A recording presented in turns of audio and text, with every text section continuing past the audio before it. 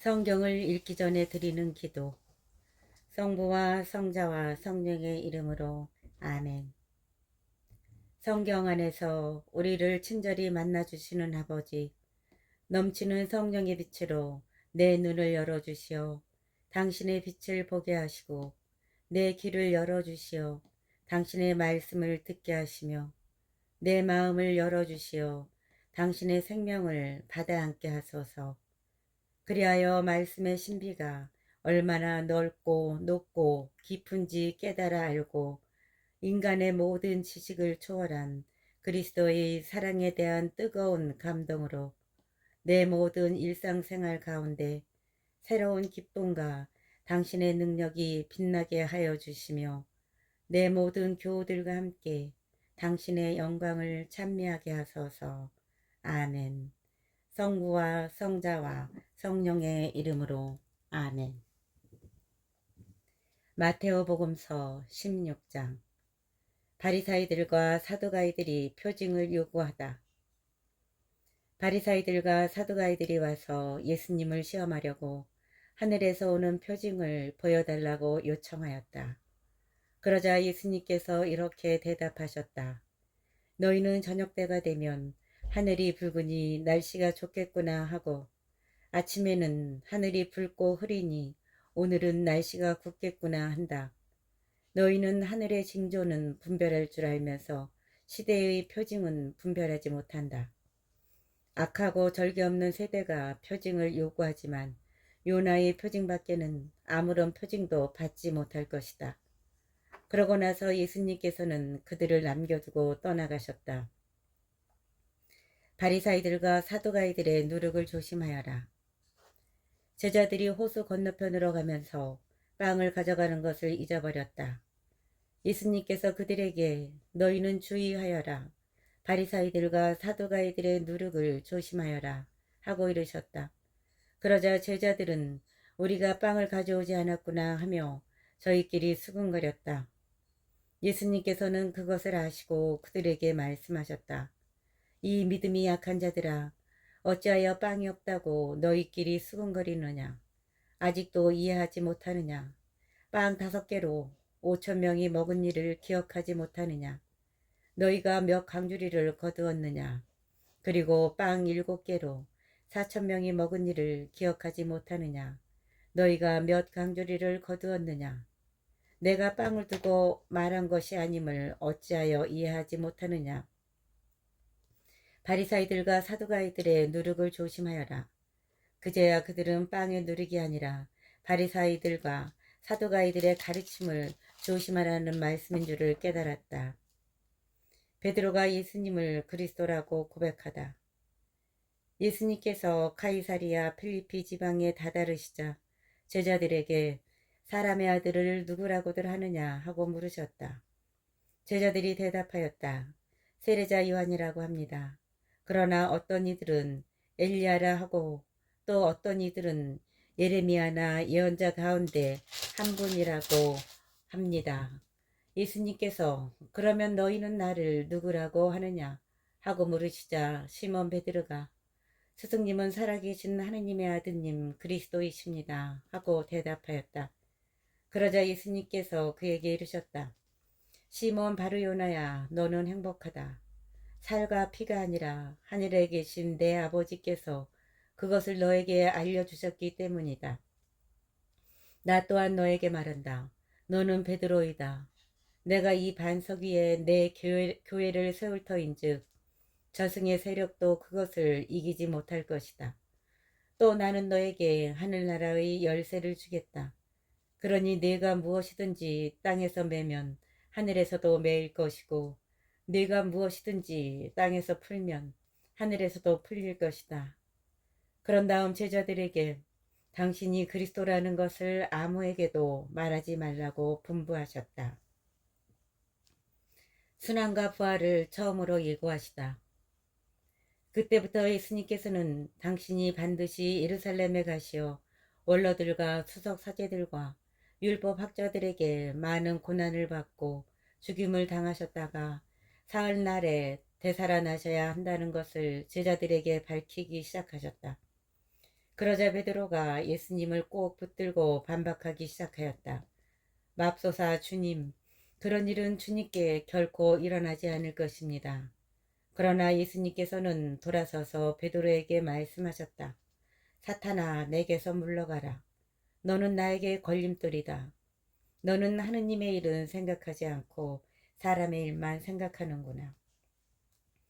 예수님을 어떻게 따라야 하는가? 그때 예수님께서 제자들에게 말씀하셨다.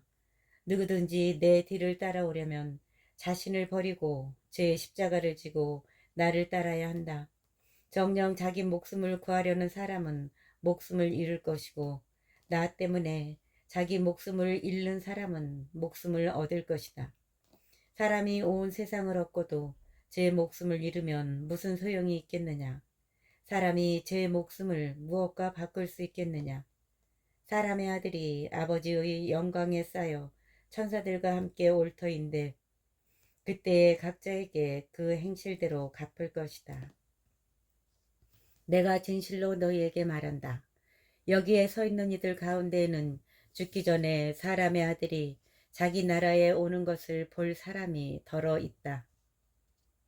17장 영광스러운 모습으로 변모하시다. 엿새 뒤에 예수님께서 베드로와 야고보와 그의 동생 요한만 따로 데리고 높은 산에 오르셨다. 그리고 그들 앞에서 모습이 변하셨는데 그분의 얼굴은 해처럼 빛나고 그분의 옷은 빛처럼 하얘졌다. 그때 모세와 엘리야가 그들 앞에 나타나 예수님과 이야기를 나누었다. 그러자 베드로가 나서서 예수님께 말하였다. 주님, 저희가 여기에서 지내면 좋겠습니다. 원하시면 제가 초막 셋을 지어 하나는 주님께, 하나는 모세께, 또 하나는 엘리야께 드리겠습니다. 베드로가 말을 채 끝내기도 전에 빛나는 구름이 그들을 덮었다. 그리고 그 구름 속에서 이는 내가 사랑하는 아들, 내 마음에 드는 아들이니 너희는 그의 말을 들어라 하는 소리가 났다. 이 소리를 들은 제자들은 얼굴을 땅에 대고 엎드린 채 몹시 두려워하였다. 예수님께서 다가오시어 그들에게 손을 대시며 일어나라 그리고 두려워하지 마라 하고 이르셨다. 그들이 눈을 들어보니 예수님 외에는 아무도 보이지 않았다. 그들이 산에서 내려올 때에 예수님께서는 그들에게 사람의 아들이 죽은 이들 가운데에서 되살아날 때까지 지금 본 것을 아무에게도 말하지 마라 하고 명령하셨다. 엘리야의 재림. 제자들이 예수님께 율법학자들은 어찌하여 엘리야가 먼저 와야 한다고 말합니까? 하고 물었다. 그러자 예수님께서 대답하셨다. 과연 엘리야가 와서 모든 것을 바로잡을 것이다. 내가 너희에게 말한다. 엘리야는 이미 왔지만 사람들은 그를 알아보지 못하고 제멋대로 다루었다. 그처럼 사람의 아들도 그들에게 고난을 받을 것이다. 그제야 제자들은 그것이 세례자 요한을 두고 하신 말씀인 줄을 깨달았다. 어린아이에게서 마귀를 내쫓으시다. 그들이 군중에게 가자 어떤 사람이 예수님께 다가와 무릎을 꿇고 말하였다. 주님, 제 아들에게 자비를 베풀어 주십시오. 간질병에 걸려 몹시 고생하고 있습니다. 자주 불 속으로 떨어지기도 하고 또 자주 물 속으로 떨어지기도 합니다. 그래서 주님의 제자들에게 데려가 보았지만 그들은 고치지 못하였습니다. 그러자 예수님께서 믿음이 없고 비뚤어진 세대야.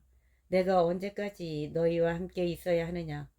내가 언제까지 너희를 참아주어야 한다는 말이냐? 아이를 이리 데려오너라 하고 이르셨다. 그런 다음 예수님께서 호통을 치시자 아이에게서 마귀가 나갔다. 바로 그 시간에 아이가 나았다. 그때 제자들이 따로 예수님께 다가와 어찌하여 저희는 그 마귀를 쫓아내지 못하였습니까? 하고 물었다. 예수님께서 대답하셨다. 너희의 믿음이 약한 탓이다. 내가 진실로 너희에게 말한다. 너희가 겨자씨 하나일 만한 믿음이라도 있으면 이 산더러 여기서 저기로 옮겨가라 하더라도 그대로 옮겨갈 것이다. 너희가 못할 일은 하나도 없을 것이다. 순환과 부활을 두 번째로 예고하시다. 그들이 갈릴레아에 모여 있을 때 예수님께서 제자들에게 이르셨다. 사람의 아들은 사람들의 손에 넘겨져 그들 손에 죽을 것이다. 그러나 사흘날에 되살아날 것이다. 그러자 그들은 몹시 슬퍼하였다. 성전세를 바치시다. 그들이 카파르나움으로 갔을 때 성전세를 거두는 이들이 베드로에게 다가와 여러분의 스승님은 성전세를 내지 않으십니까? 하고 물었다. 베드로가 내십니다 하고는 집에 들어갔더니 예수님께서 먼저 시몬아 너는 어떻게 생각하느냐? 세상 임금들이 누구에게서 관세나 세금을 거두느냐? 자기 자녀들에게서냐 아니면 남들에게서냐 하고 물으셨다. 베드로가 남들에게서입니다 하고 대답하자 예수님께서 이르셨다. 그렇다면 자녀들은 면제받는 것이다. 그러나 우리가 그들의 비유를 건드릴 것은 없으니 호수에 가서 낚시를 던져 먼저 올라오는 고기를 잡아 입을 열어보아라. 스타테르 한 잎을 발견할 것이다. 그것을 가져다가 나와 내 몫으로 그들에게 주어라. 18장 하늘나라에서 가장 큰 사람. 그때 제자들이 예수님께 다가와 하늘나라에서는 누가 가장 큰 사람입니까? 하고 물었다. 그러자 예수님께서 어린이 하나를 불러 그들 가운데 세우시고 이르셨다. 내가 진실로 너희에게 말한다. 너희가 회개하여 어린이처럼 되지 않으면 결코 하늘나라에 들어가지 못한다. 그러므로 누구든지 이 어린이처럼 자신을 낮추는 이가 하늘나라에서 가장 큰 사람이다. 또 누구든지 이런 어린이 하나를 내 이름으로 받아들이면 나를 받아들이는 것이다. 죄의 유혹을 단호히 물리쳐라.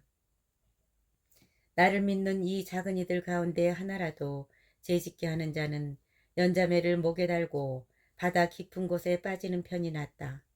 불행하여라. 남을 죄짓게 하는 일이 많은 이 세상.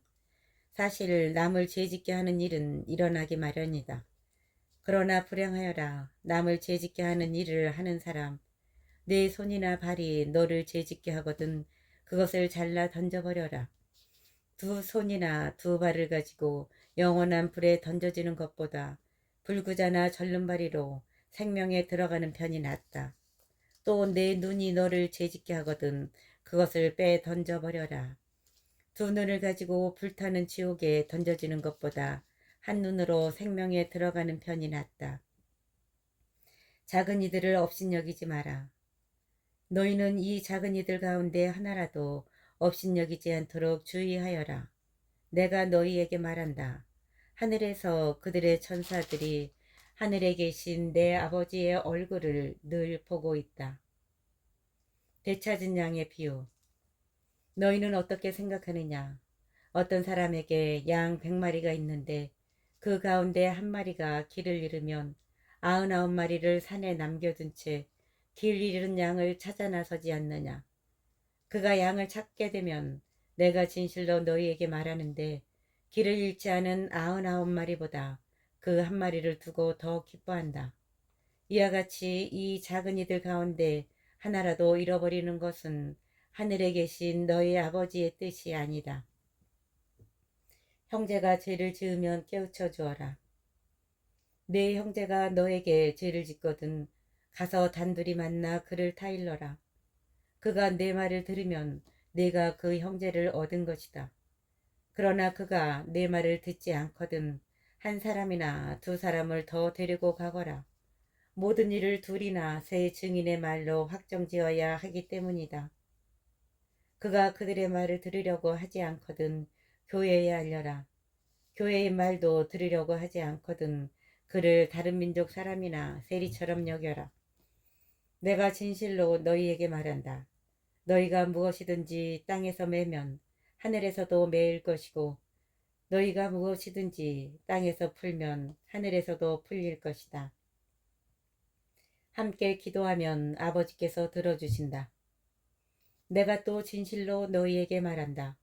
너희 가운데 두 사람이 이 땅에서 마음을 모아 무엇이든 청하면 하늘에 계신 내 아버지께서 이루어 주실 것이다.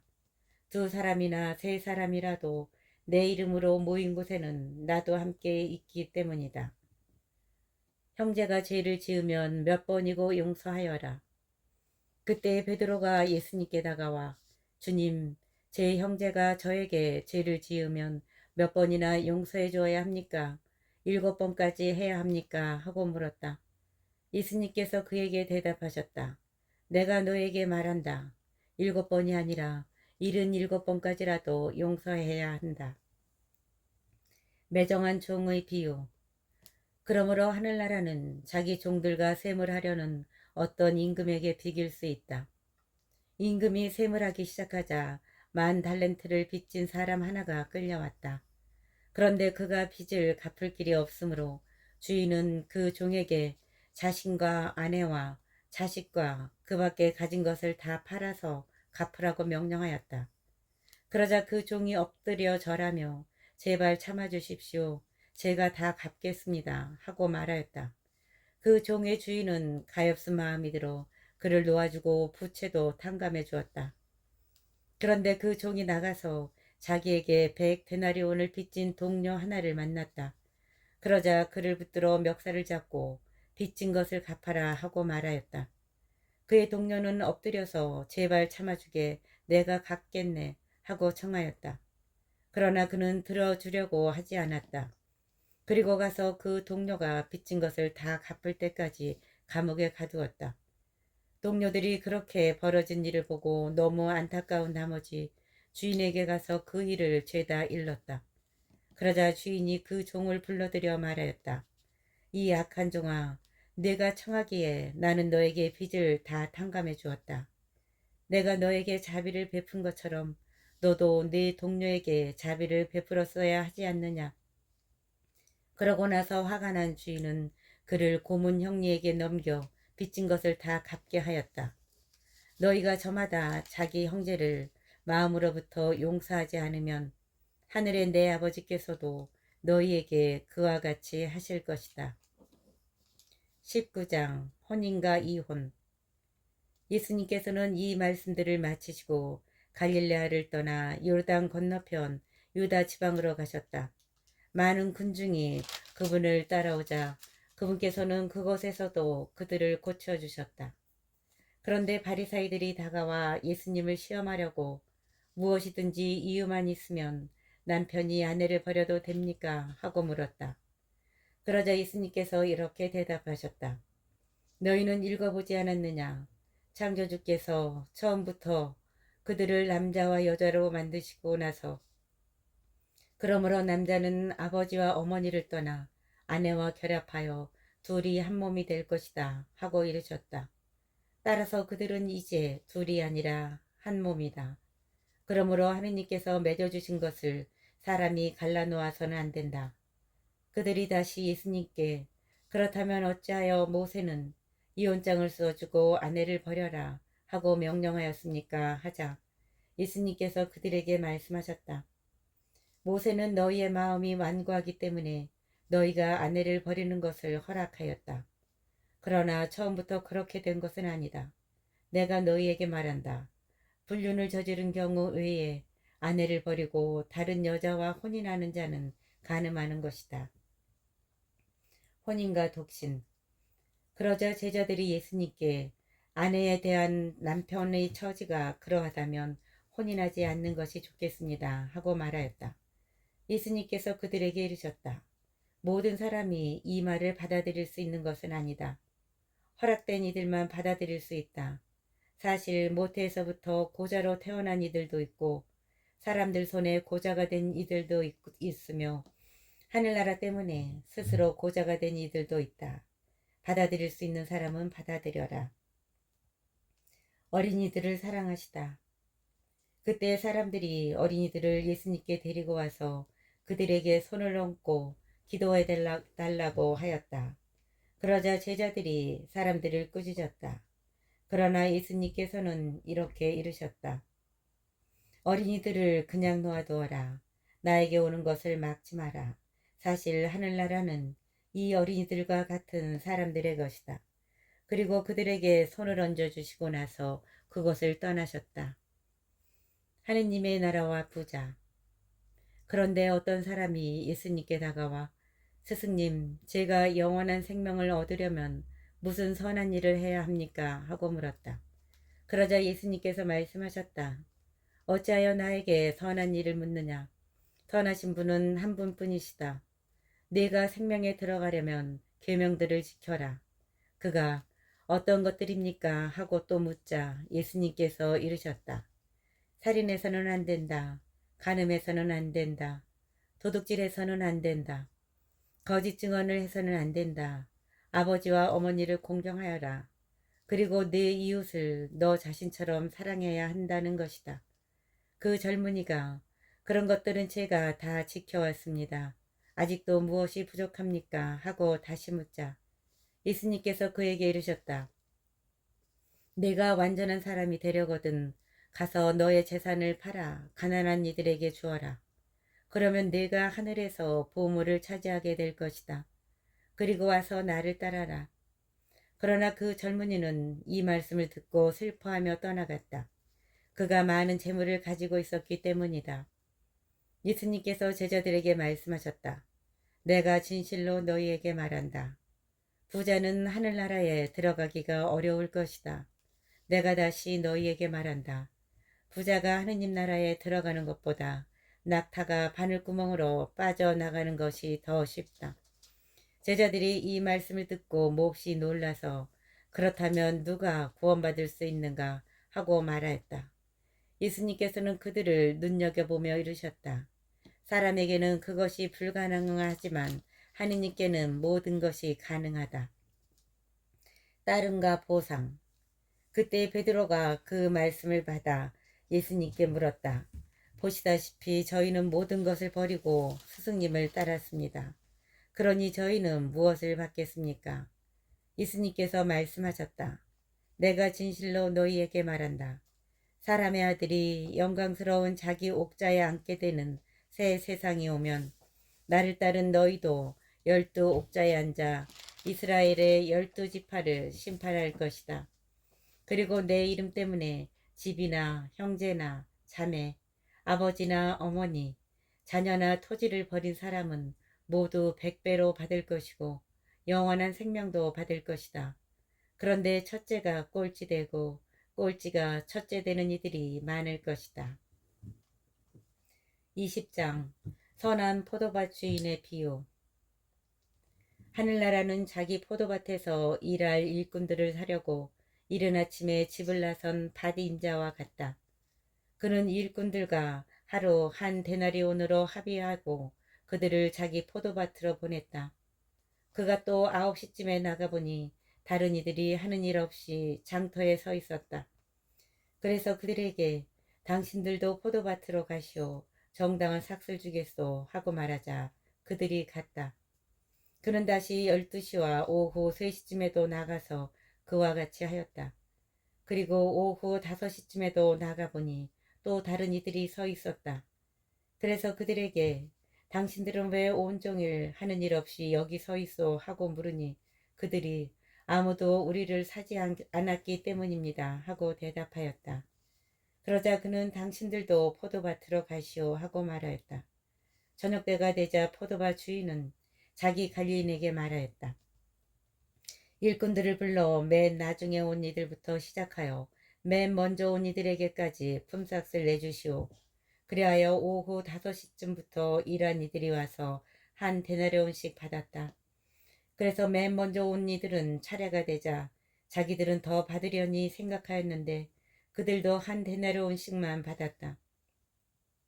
그것을 받아들고 그들은 밭임자에게 투덜거리면서 맨 나중에 온 저자들은 1시간만 일했는데도 떼약볕 아래에서 온종일 고생한 우리와 똑같이 대우하시는군요 하고 말하였다.